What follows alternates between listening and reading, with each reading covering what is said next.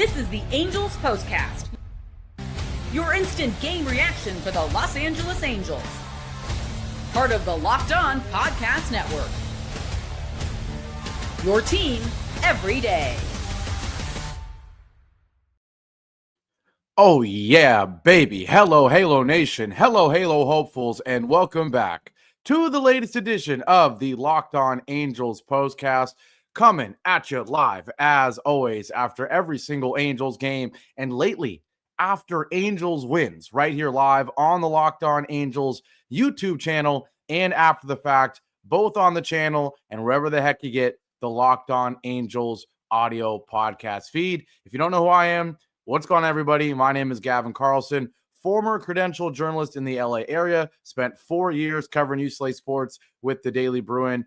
I am a little bit late today. I had some technical difficulties, but we're all good now. And I'm now in year 2. I know everyone's saying you had us waiting. I know. Was trying to get some things sorted out, but we're all good to go as I am now in year 2 with the Locked On Podcast Network, where it's your team every day. Our team is the Angels. And I know. It's just the A's. But this is a big win, man. This is a big win. A win to feel good about, opening up another series that I want to end with a series win. I was pushing narratives, whether it was with my friends, my coworkers, my family. I was pushing narratives that this was a big series. Coming off of the series we just had against the Mariners, where you pick up a nice win in the AL West, you're able to take 2 out of 3. You very easily could have taken all 3, but you took 2 out of 3 against a good Mariners team. You took 2 out of 3 against the Red Sox. Now you've got a below average A's team at home before you get Thursday off and go and play 6 games against the AL East on the road. That's going to be a tough road trip. Whether the Orioles are underperforming or not, that's a tough series in Baltimore. And then we know 4 at Yankee Stadium is going to be tough. So these 3 games against the A's, 2 is the minimum in terms of wins. 2 is the minimum. You have to win this series if you want to be a consistently average, at least, team. And if you want to set yourself up for this road trip, would love to steal all 3. And so this was going to be the best opportunity with Yusei Kikuchi on the mound. We know the record is not great, but the ERA is, and it got even better tonight. So Kikuchi got the job done. This was really a team win. Ironically, this was the first time in a while that the bullpen didn't hold its own, but this is still a team win outside of that because Kikuchi was unbelievable. And the lineup was good as well. 9 strikeouts, a little higher than I would like. He scored 7 runs on 8 hits, so we're still scoring a lot of runs on very few base runners. But this still felt like a very, very good team win. Now, although it was a team win, we got to get to the main reason we won, and that was one player. This is the Locked On Player of the Game. In a game where multiple Angels hitters could have had this, an argument for this award. Neto with 2 hits and an RBI. Schanuel with 2 hits and an RBI. Trout with 2 RBIs, that 1 hit and that 1 deep sac fly. And then Joe Adell, of course. 2 hits, 3 RBIs, including the home run. But despite those good performances, it obviously has to go to Yusei Kikuchi. And man, oh man, does it feel good for him and for us supporting him that finally this guy pitches another gem. And he made sure to pitch a gem that nobody, no team, not even the Angels, would be able to blow. 7 1/3 innings, 1 hit, 1 walk.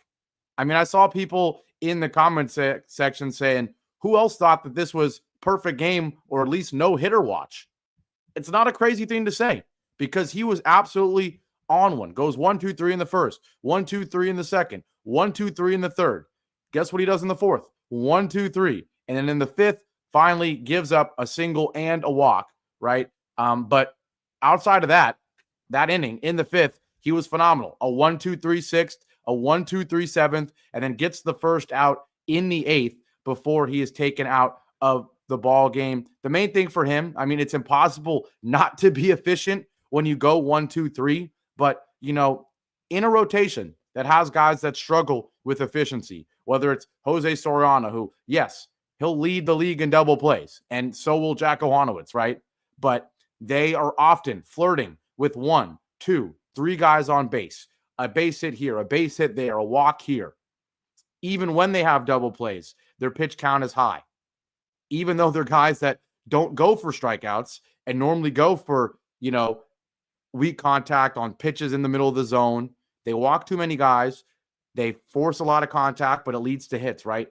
Tyler Anderson walks a lot of guys. The rotation just doesn't get deep in innings or in games often. And with a bullpen that's been so up and down, you would like to see that a little bit more. I mean, Ron Washington has kind of, in recent starts, been trying to push his starters deeper into games due to the weakness in the bullpen the last couple of weeks.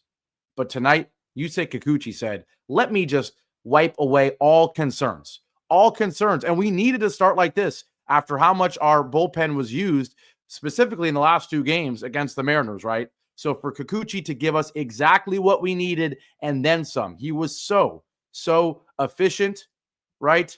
In terms of throwing strikes, getting the job done, 1, 2, 3 innings.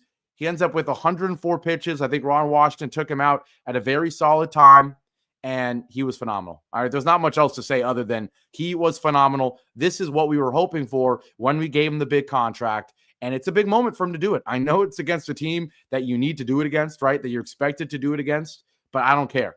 This was the opening game of a series that I'm saying we need to sweep or at the very, very least win. And so if you lost this game, if you got a bad Yusei Kikuchi start, guess what? Obviously you can't sweep, and the odds of you even winning the series go down, and the vibes are low. You're, 5, 6 games below 500 going into that road trip, and we're talking about being 10 games under 500 by the time that road trip is done. Guess what? You win today. Kikuchi is the main reason why. And now you have an opportunity to be 33-34, knock on wood, going into that road trip. So obviously he is your player of the game. He got the job done, and he really needed to, because we had to use guys like Brogdon, who gave up 2 hits and 2 runs, a walk as well, without recording an out. I mean, literally comes in the game and immediately hit home run. You can't have that. You can't have that. Zephyr John does look good. He got a lot of help. A great play from Scott Kingery at second base, a diving play to help get out of that inning. And then Sean Anderson, I think someone called him Sean Meatball Anderson. I mean, yeah, he has been brutal. The ERA is up to 7.59 after he gives up 2 hits and 2 earned runs of his own in just 2/3 of an inning, forcing us to bring Kenley Jansen in for the 1 out. Would have been saved, but the 1 out ending to this ball game. So the bullpen wasn't great, and in other nights, the combination of a great start and a great hitting performance both were needed in order to win this game. So Yusei Kikuchi, he is your player of the game. I'm going to take my break now. Why not? So that we can have a longer second segment. When we come back, we have to talk about what this lineup did, because coming off that historically bad performance with 18 strikeouts, this team, we're still extra base hit merchants to some degree. We got some help with an error, but we also had a home run taken away in an unbelievable way. If you somehow didn't turn the game on right in the first inning, you missed one of the best plays you'll see all season. We'll talk about all of that after our break here on the Locked On Angels Postcast.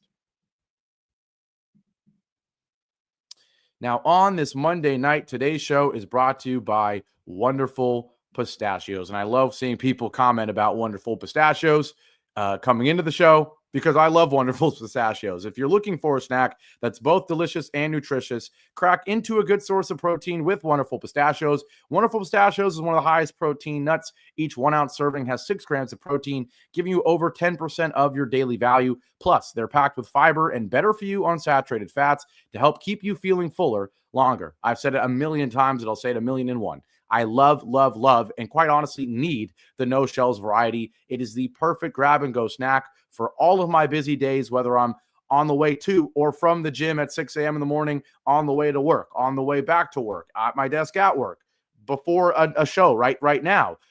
I always need that protein, and Wonderful Pistachios gives it to me in a fantastic tasting way. If you love to crack open every shell, of course, the in-shell options are a classic favorite as well. But either way, get snacking and cracking with the snack that packs a protein punch. Visit wonderfulpistachios.com to learn more. Today's show is also brought to you by Gametime, another company that I love using. I don't know about you, but many times I've decided at the last minute to head to a ball game with my friends, with my family, whether it's game day and you just got that itch to go to Angel Stadium or any other sporting event. The best way to get your tickets is with Gametime. With the money you save on tickets, the best part, you save money, you can splurge on that expensive ballpark food, the drinks, merch, or even invite a bigger group to come with you. Gametime makes it all possible. It makes buying tickets fast and simple because prices on the app actually go down the closer you get to first pitch. I've used it like the last 7 times I've gone to a sporting event, and I literally always wait till I'm on. It's like a tradition at this point, whether I'm taking a train or a subway or driving to a game, I always buy my tickets while I'm going because you're going to get the lowest price. So take the guesswork out of buying tickets with Gametime. Download the Gametime app, create an account, and use code LOCKEDONMLB for $20 off your first purchase. Terms apply. Again, create an account and redeem code LOCKEDONMLB for $20 off. Download the Gametime app today. Last minute tickets, lowest price guaranteed. Back here live on a victory edition. I love hitting that Nolan Schanuel when he gets a double or something and he hits you with the We're back here live on a winning edition of the Locked On Angels Postcast. Angels 7, Angels 4, and it could have been a lot more if it wasn't for, a lot more was a little aggressive, but it could have been more if it wasn't for an unbelievable play at the center field wall, just the second at bat of the bottom of the first inning. Fortunately, this robbed home run did not halt a great offensive performance. But in case you missed it, Denzel Clarke makes one of the best catches I've ever seen while watching a game live. Nolan Schanuel hits a deep fly ball to center field. It's exactly what we want from him. The guy has been playing phenomenal. He's been getting on base at nearly a 400 clip, right? The average continues to rise. It gives you a base hit or two every single game. He's really found a home in the 2-hole. And the one thing we criticize him for is the exit velo, right? Does he hit the ball hard enough, often enough? Does he give you enough home runs to justify, him being a slow, first baseman? Well, guess what? He did here, 101.8 exit velo, 398 feet. If it was 397 feet, it still would have gotten out. If it was 399 feet, there would have been no play.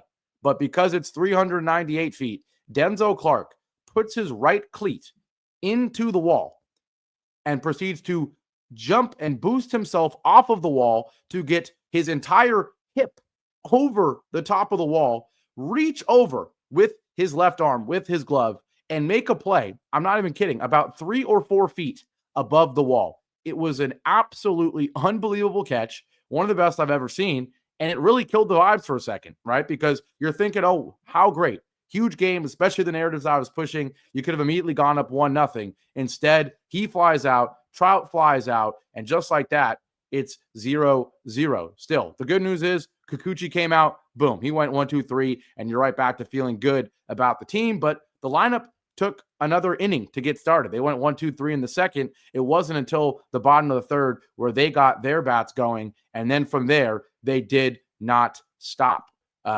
It was a lead or a 1-out single on a bunt. And boy, another reason it was such a great team win, the Angels got it done in every way, especially in this inning. This inning is a great example. You get a 1-out bunt from Scott Kingery. He's able to reach first. Then he advances to second on a throwing error from Jeffrey Springs. It was ruled a hit and then an error that advanced him to second. Then you get an error that allows Kevin Newman to reach base. And just like that, it's first and second for Zach Neto. He comes up, and Zach Neto, are you surprised? He got it done. First pitch, gets a slider right down the middle and absolutely ripped it. 107 exit velo. Just like that, it's 1-0 Angels, but the party was just getting started. Nolan Schanuel, he got revenge. He ripped an 0-1 slider at the knees. He ripped the liner up the middle, and that made it 2-0.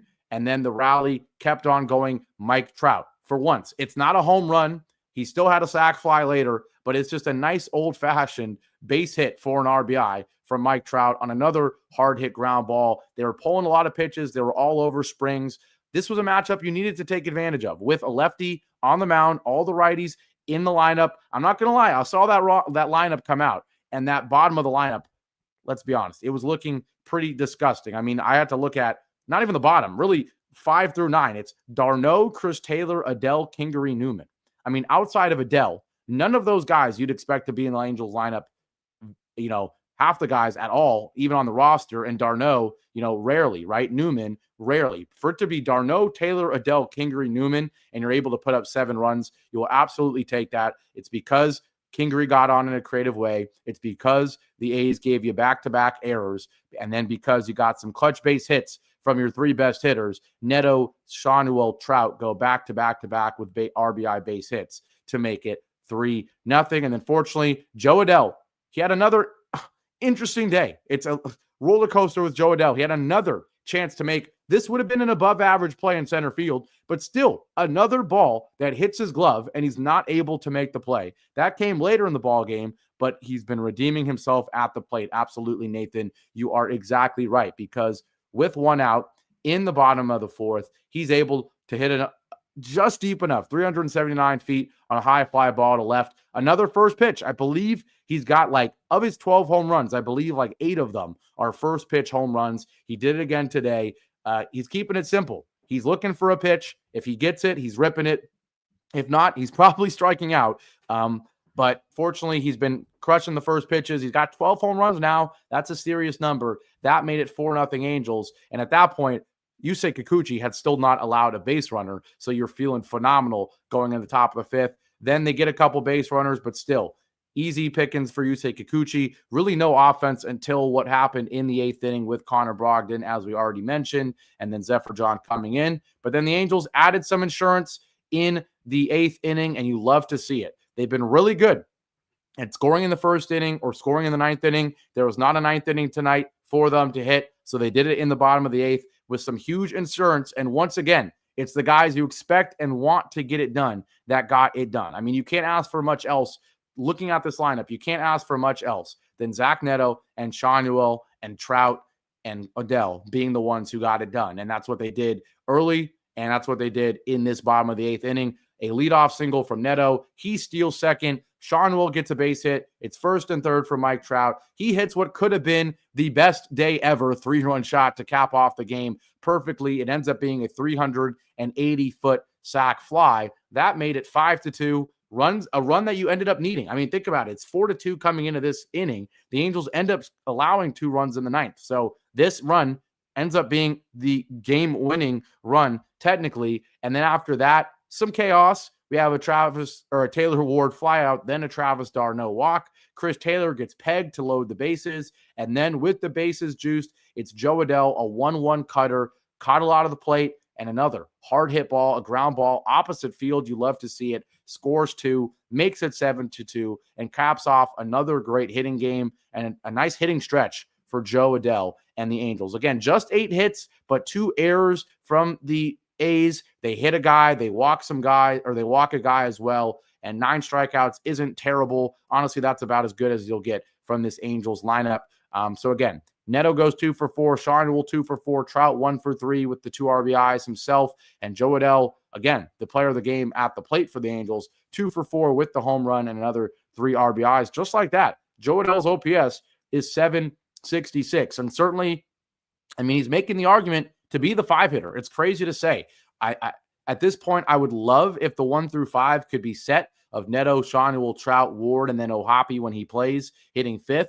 But right now, O'Hoppe's not been great. d'Arnaud is okay. You might need to make the argument that Jo Adell, he's at least going to give you the ability to go deep, of course. He's also still going to give you great speed at the plate.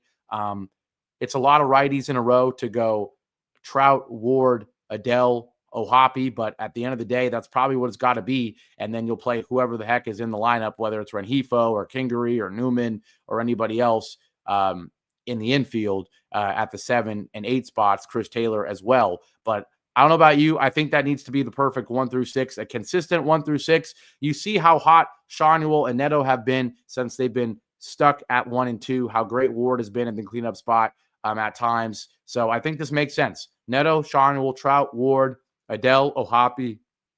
I think that's the 1 through 6. When d'Arnaud hits, maybe you can hit him 5th instead of Adell. But I think that's a great consistent lineup to have, especially against lefties. That's going to continue to eat like it did tonight. Feeling really good about this one. Glad you all are as well. been looking at the comments and interesting predictions. JCH, you got to tell me how to pronounce your username here on YouTube, but JCH, the cup of coffee, he's predicting a big game from Ward. Vinny, I believe, he said Mike Trout is going to have a great game tomorrow. I just know it. I'm calling Mike Trout. I think that's the big game we get. He looked good today. He hit a hard ball for an RBI on the ground. He hit a hard ball deep 380 feet for an RBI through the air. I'm expecting at least another hit from Trout, maybe two. But I mean, quietly the lineup, if you move Adell, you've got now 5 guys that are hitting at least with a 742 OPS. Ward 742, Adell 766, Schanuel 759, Trout 763, and Neto 804. If Ohapi could just come in and have a 750 OPS as well that he, is very capable of, then that's respectable, right? It's respectable. And yes, most of those OPSs are high because we're hitting home runs. And, if it wasn't for the home runs, they'd be a lot lower if you just did it based on average and strikeouts and all of that. But OPS, it's the most all-encompassing hitting stat. And, if Ohapi is able to go there, get to that level, we will be absolutely just fine. Yes, Vinny, you're right. We did pass the Rangers today. We're back to 3rd in the AL West. And I would love, love, love to steal these next 2, to go to 33 and 34, to be right back in the hunt for 2nd in the AL West. And more importantly, as I keep saying, we're not worried about winning the AL West or even being a wild card team right now. Just make this season as competitive for as long as possible. We want games to be meaningful through June, through July, through August. We don't want August to hit and for the season to feel useless like it did last year. That is the number one goal. Joe Santa Cruz predicting that the pitching is going to be the player of the game or the players of the game tomorrow. And that's a perfect segue into the last thing we're going to do here, which is look ahead. It will be my guy, our guy, Jose Soriano on the mound against Spence for the A's. Spence just 2-1, a 4.09 ERA. He's pitched in 23 games this season, 44 innings. He's not going to be a guy that goes deep into games or anything like that. Essentially a reliever here. The longest start he's had is he went 4 1/3 innings once, but outside of that, he has not even gone, or he went 4 1/3 innings once against the Rockies, went 3 innings once, but outside of that, has never gone 3 innings one more time. So he's just a reliever. Actually, that's a lie. He went 5 innings in his most recent start on June 5th against the Twins. So he's coming off against arguably his closest thing to a good start that you will have from a reliever in the rotation. Mitch Spence, he's 27. The career ERA is 4.47. The ERA this year is 4. So he's going to be a consistently average pitcher. I think we can beat consistently average, and I am going to predict a win. I'm going to do it. I think Jose Soriano is a better starting pitcher than Mitch Spence. The A's didn't really have to use their bullpen tonight. They just took the L. One of their relievers, Springs, goes 6 innings in this one. But either way, I think we get Spence out of the game early enough because he is not going to give you many innings regardless. And I think Soriano has a bounce back start against a bad lineup, right? A bad lineup, a bad opponent. So it would be a perfect opportunity for Soriano to do exactly what Kikuchi just did, and a great opportunity for the lineup to do what it just did again. So let's do it. Let's get another win. I'm going to call it. I called a sweep. And we picked up a win here. I finally broke my streak of being bad luck. Hopefully I can do it again tomorrow. Let's get another win. I'll be right back here tomorrow after the game as always. So make sure to leave a like and comment on this one and be back in here tomorrow after the next one. There won't be technical difficulties. I'm manifesting that right now. So I'll be here live right after the game. Looking forward to it. Have a great rest of your Monday night, and I'll see you back here tomorrow after hopefully another Angels win. Take care and go Angels. I'll see you tomorrow.